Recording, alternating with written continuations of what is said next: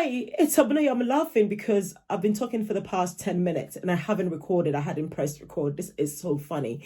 So hi again. My name is Abuna of Prowess Life Finance. Today, I've come back with another video.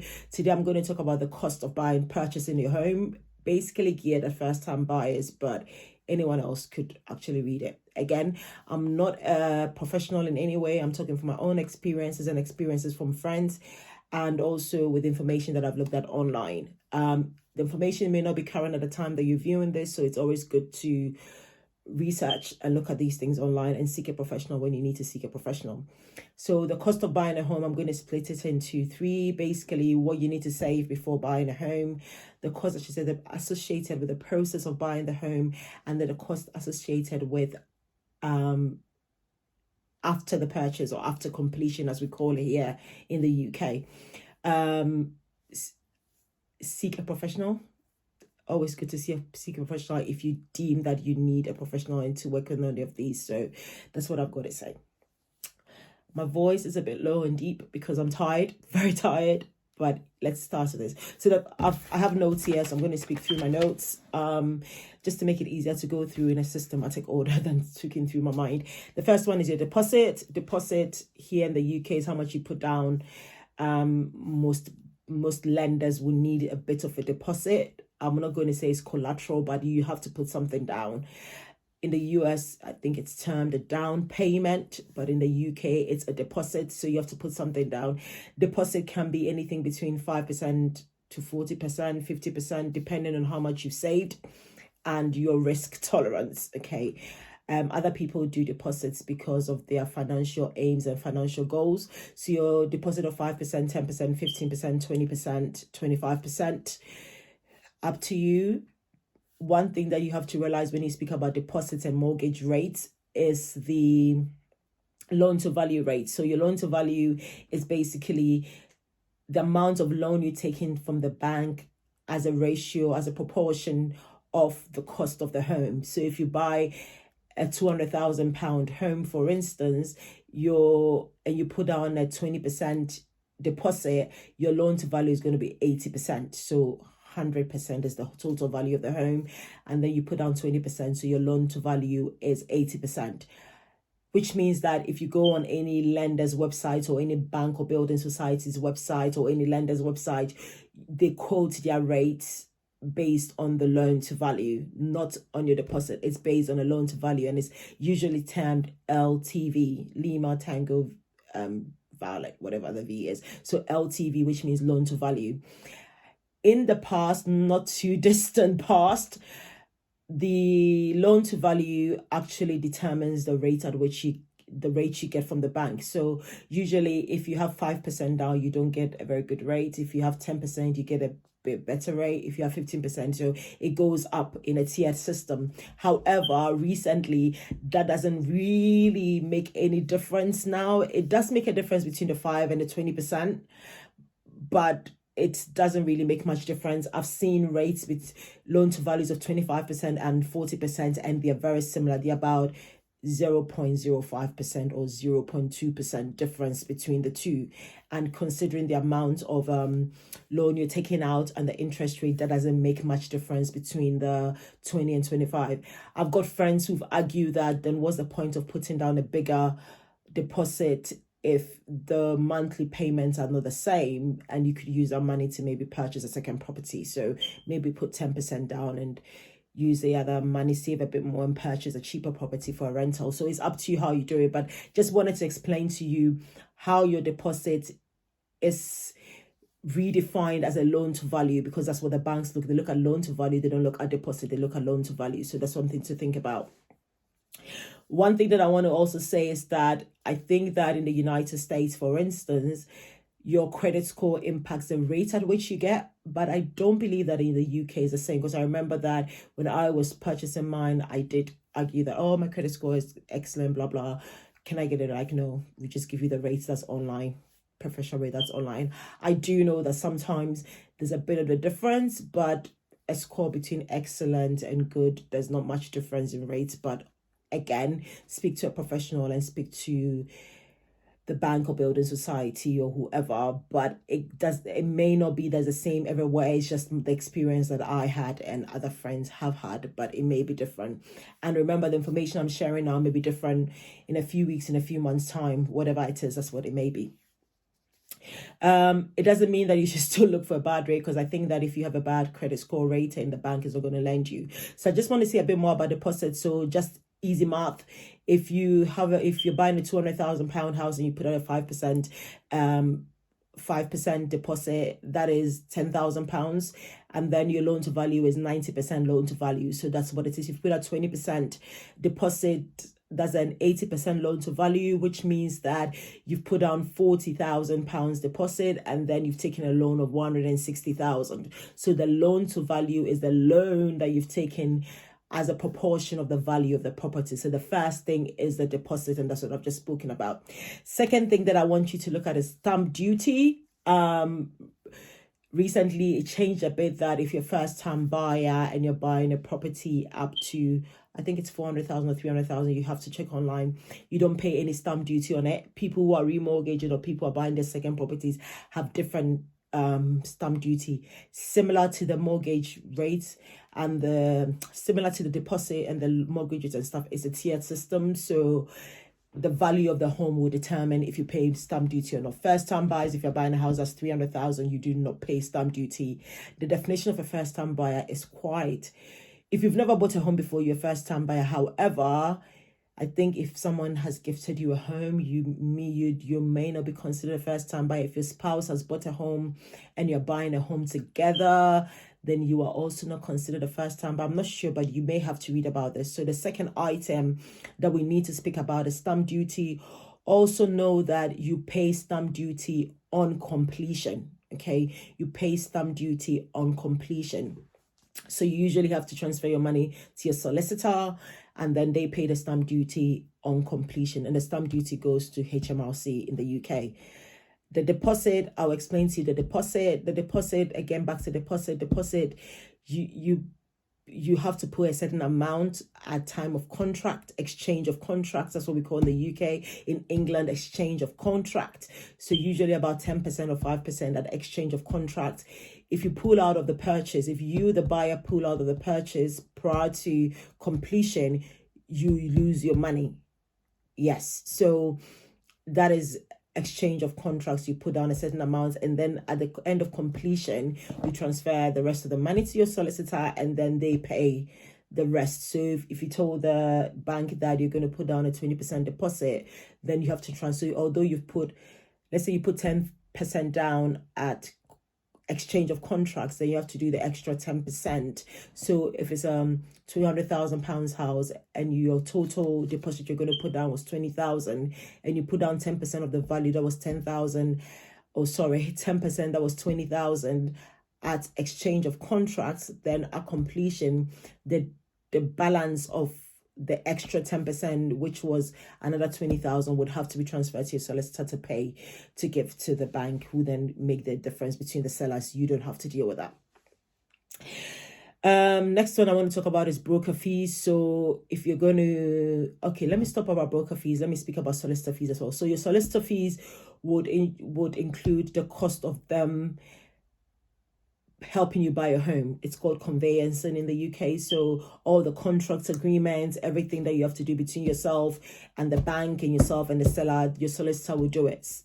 Your solicitor has to be on your lender's panel. So every mortgage broker or lender or building society will have a panel of solicitors that they can use. And you have to make sure that your solicitor is on that lender's panel, or you have to pay extra to do that. Some banks are happy for your solicitor to do their work between you and them on their behalf, and that's fine, which means you don't pay any extra. But if the bank is not willing to do that, you have to take someone from the bank's panel to do it. With mine, the bank did everything. It's usually like that. The bank does everything, the contract between you and the bank, and the exchange of contract between you and the seller. The solicitor will do that. It's very convoluted, but basically your solicitor will do everything that they need to do legally for you to buy your home, including the purchase, the deed, the land registry title. They'll do that. They also do all your searches for you as well. So any environmental searches, any local authority searches, any chancel searches. They'll do all that. And if there's anything worrisome about it, they'll usually come back to you and give you a report of the searches and the contracts that they've done. One thing that you have to realize as well is solicitors that are very, I don't want to say good at their job, but that are very good at what they do. Let me use that word for and it's not saying that some solicitors are not good, but just to say it is that they actually sometimes look at the information they're getting from your buyers. So for instance, if your buyers have done work on the house and they needed building regulation sign off or anything like that, they would make sure that they're getting it.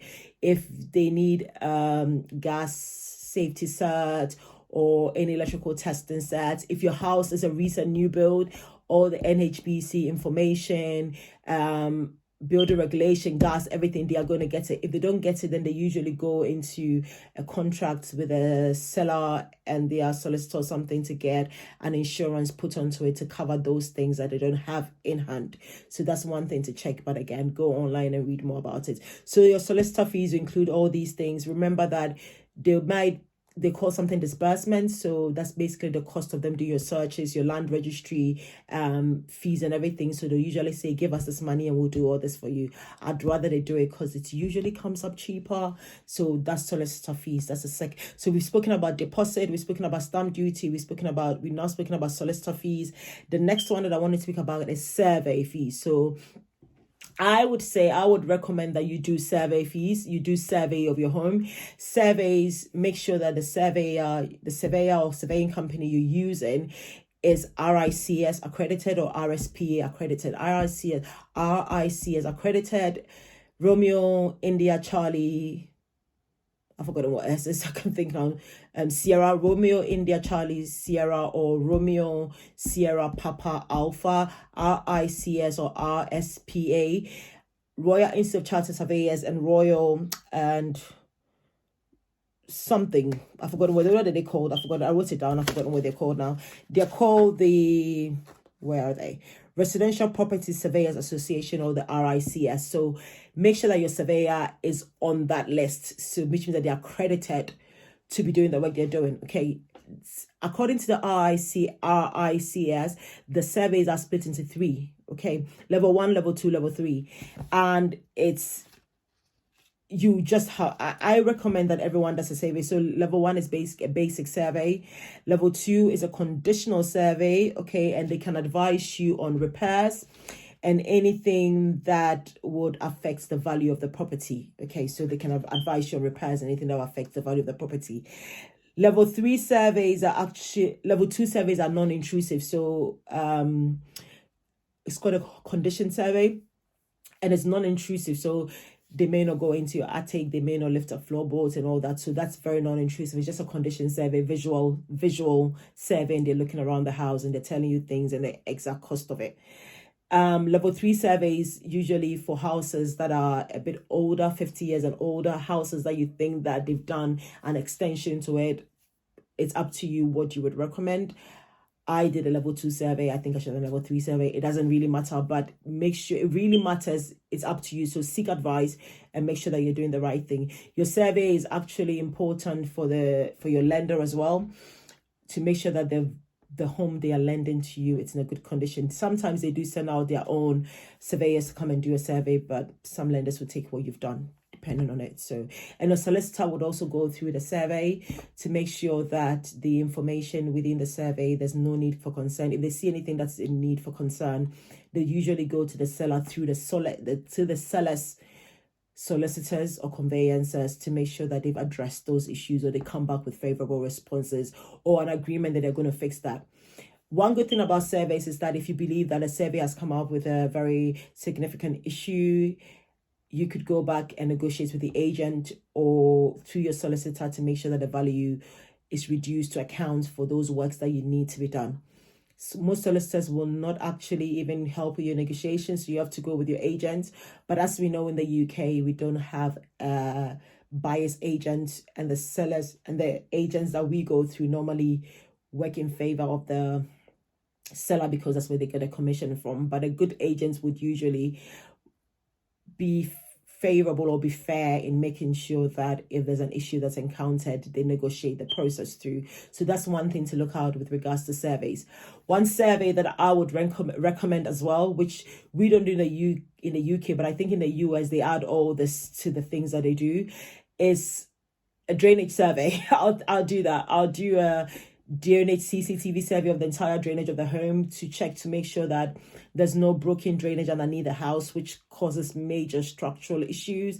If you've bought a recent new build and you've got a copy of the planning drawings, I did, and I found that there was a catch pit in my garden that's not shown on the planning drawings, and I had to pay for an independent drainage survey to actually work out if it was still in use, or if it was actually defunct or decommissioned, or was just put in later. And that was way after I'd bought the home. So I'd recommend a drainage CCTV survey. The one I did cost £180, and that was inclusive of tax. So I would recommend a drainage CCTV survey prior to buying a home to make sure that everything works. There are no pipes that are broken and leaking internal. So it would usually include internal and external pipes. So I would recommend a drainage CCTV survey. If you can do a pest or something survey, if it's helpful, please do it. It helps. If you've got a timber home, do that as well. Make sure that your surveyors are checking the loft or the attic. They're checking your roof to make sure that your roof tiles are okay. Broken roof tiles, even with the NHBC, they will not touch roofing. They will not do anything about broken roof tiles or anything like that. They will tell you that unless there's water, evidence of water in the home, they're not going to do anything about it. So I'm going to summarize what we've spoken about so far. Deposit, we've spoken about deposit, anything between 5 to 50%, depending on you. Your rates are based on your loan to value. Your loan to value is basically 100% minus whatever you put down. So if you put 20% down, it's 80%. We spoke about stamp duty and the fact that it's based on the value of the home that you purchase, and it's paid by your solicitor on your behalf. So you usually have to transfer the money to your solicitor to pay it, and it's paid on completion to HMRC. I think it's HMRC. The next one we've spoken about is survey types and survey fees, which we've just spoken about. And then the next one I'm going to speak about is mortgage fees. So with regards to mortgages, you can either do it directly yourself with any bank, or you could go through a broker. All right. Broker, if you don't understand the process, or you don't know how to make a decision, or you need someone to talk you through your decision making, or you feel like you are not confident enough to gather your own paperwork, then you go through a broker. I did it myself directly through the bank. Most brokers will say that we are all of market, but I don't believe that that is true, because some rates are directly through the bank. So First Direct, for instance, have rates that are only directly through First Direct Bank. That's an example that I have seen. I don't know what it is like now. So when a broker says we are all of market, that's not true. I don't believe that's true, because there are rates that I've seen that are only available through the bank directly and not through a broker. Some brokers charge a fee, others do not charge a fee because the bank pays them. So they don't charge a fee for that, but they can help you with all your paperwork, filling out your paperwork and stuff. With my experience, paperwork was not complicated. I went straight to the bank. I gave them a call, saw a rate, gave them a call, and then they asked me my salary, blah, blah, blah. There's another video that I've recorded about the process of buying a home. So you may want to look at that and see what sort of information they ask for when you are actually preparing to apply for a mortgage. So the broker fees is there. And then the mortgage fees, which may or may not include a valuation fee. So some banks will do just a desktop survey. So I think they may have a system and it's based on an index, and then they can actually determine the value of the property. If you think that they've been a lot conservative in the value that they've placed in a property, so you know that, let's say you want a partially new development and you just bought a house that's like 4 years old, 3 years old, and you've realized that the same house type on your development has sold for, let's say, just an example, 350,000, but you've called the bank and the bank is actually valuing yours at 310,000. That's 40,000 pounds, way less than what the other house types in similar condition have been. So you can actually request for them to come out and do a proper survey. So they may charge you extra because you're asking them to come out. And the thing is that you have to be careful in the beginning stages, because if it's too much and you're putting 20% down, they said it was 310, which means 20% down is 62,000, isn't it? But if it goes to 350,000, then it means that they may say that you have to find more. But if the seller doesn't know, if the seller is selling the house for 310 and then other people have sold it for 350, then which means that if you pay 310 for it, your house is actually worth more than what you bought for it. So that's one thing to put on record. You may also want to, and in your mortgage documentation or offer letter that they send you, they'll actually tell you how much they valued your property as in there. So valuation fees are usually included within the mortgage. Others don't include it, but I think most banks or most building societies do that. And it's usually a desktop survey, but if you believe that you want them to come out, then you can request for them to come out, and you may have to pay extra because their desktop survey did not pick up. And some of them would actually be open to tell you that it's just a desktop survey and it's quite conservative, because I think banks have to be a bit risk averse when they're lending money out. So that's one thing to look out for.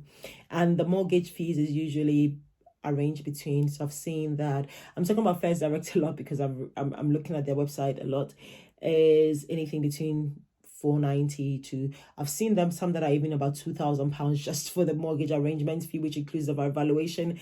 That is quite high. You could actually add your mortgage fee to your loan. So let's say you took a loan of 260,000, you could add your mortgage fee to it. Just know that it means that a mortgage fee of 1,500 plus the extra whatever rate your mortgage rate is will put more on the mortgage. But what people do is that when they are not sure that they want to take that mortgage, they add it to their loan, and then they make a decision to go or not. That's one way to go about it. But your mortgage fees is one cost to consider when you're purchasing a home, and it's quite expensive. So these are some of the things that you have to save for when you're planning to buy a home. And most banks, you have to pay the fee before they offer you the rates, before they give you a mortgage. So they'll give you a mortgage in principle. That doesn't cost money. And then when they give you the mortgage offer, you actually have to pay that fee before they give you the mortgage offer. Okay. The valuation is done before they give you the mortgage offer to confirm that the house is actually worth what you're paying for it. If they do the valuation, they tell you that your house is less than the price, is actually less than what the value of the house is less than what you've offered for it, then you can go to the seller and discuss that, or you could ask for an in-person valuation of the property. So again, I like to summarize after each one. So we've spoken about deposit or down payment. We've spoken about stamp duty. We've spoken about your solicitor or conveyancing fee. We've spoken about your survey fees, and we've just spoken about your mortgage fees and the valuation, which is usually combined. Also know that some banks usually offer you a cashback facility. So if the rate was £1,499, it can give you £250 cashback on completion. So that's one thing to look out for. It's not always like that, but some banks do offer that. The next one that I'll say that you may have to pay for prior to purchase the home was electrical and gas testing. It's usually recommended that it's done every year for your gas, especially your boiler and stuff. I think so. Just check. And your electrical testings, I think every 10 years. I'm not sure. The building also needs to have an EPC cert, so every seller would make sure that they have one before they sell the property. If they don't have it, then you may want to pay. You may want to ask them to pay to get it done, but those are some of the things so these are the costs that you'd have to look at when you are before and when you're purchasing a home. So you have to save for these things. So let's assume a £300,000 house, you're putting down a 10% deposit, that's £30,000. So you've got a deposit of £30,000, stamp duty for first time buyers, £300,000. You don't pay any stamp duty, so that's £0. Survey fees, let's say you are doing level 2 RICS survey. Level 2 RICS survey is the same as the RPSA. So our PSA has 2 levels and RICS has 3 levels. So RICS is level 1, level 2, level 3. Basic condition survey and home survey, I think that's what they're called. And our PSA has 2, home condition, which is level 2 in RICS, and then the building survey, which is level 3 in RICS. So those are the 2 types. Okay, so we have a deposit of 10%, which is 30,000. let's assume solicitor fees with your land registry and all the searches and all the disbursements comes up to about £1,500. So that's £31,500. You were not going to pay stamp duty. Survey fees, we assume that is 450. Let's say 500,000. So that's £32,000. Mortgage fees, let's assume it's 1,500 as well. So that's 33,500. Valuation fees included in there. So excluding your deposit, you are looking at an extra £3,500 just for the extra cost associated with buying a property. And know that the solicitor fees is based on sometimes the value of the property, the area in which the property is, because in some areas they have to do cold searches, they have to do mining search, all those stuff. So it depends on the value of the property. Your solicitors fee themselves and all the disbursements or the extra searches that they need to do and the extra payments that they need to do on your behalf, including if you have a lifetime ISA, remember that they will charge you for processing the application for your lifetime ISA. So that's something to think about as well. Okay, the things that you pay on completion are the stamp duty. The mortgage fees are paid before they give you the offer. Your valuation fees before they give you the offer. And then, so your stamp duty is paid at the end if you are liable for stamp duty and land tax. The mortgage fees is paid before. So the only thing that you pay at the end is your stamp duty, your land registry fee, which a solicitor would have charged as part of their total cost. And then the rest of the money that you have to give at completion. Okay. Now that we are done with that, the other things that we don't normally think about when we're purchasing a home. So from the other video that I did, I spoke about your travel costs. So before you decide to purchase home, you look at travel costs to your workplace from the new location that you live in, because sometimes we don't think about that. It's more if you have to park at the station, parking fees at the station, fuel to travel to the station, or getting a bus to the station if you don't live close to a station. If your property has service charges and ground rents, most of these new builds have ground rents and service charges. That's something to think about. If your property, council taxes, things people don't think about. So those things with regards to living are those things you have to think about. I'm not going to talk about that because you should already have budgeted for those. I can do a separate video on that. Let me know if you need that information. But the other costs with moving a home, which we don't think about, is you removal costs. So moving from one home to the other, if you're moving from, let's say if you're renting one bedroom and you're moving to a bigger house, it may be cheaper because a little van may be able to do that trip. But if you've already bought your furniture and stuff and it's in storage, you need to move everything straight away. Some people do that. I did something like that. So if you want to do that, then the removal costs is included. If you've got a friend to help you, maybe cheaper. If you want to rent, if you want to book a removal company fee service, then that may cost a bit more as well. So that's something to think about. Cost of furniture, you have to get furniture for your new home, other things for your new home. That's one thing to think about.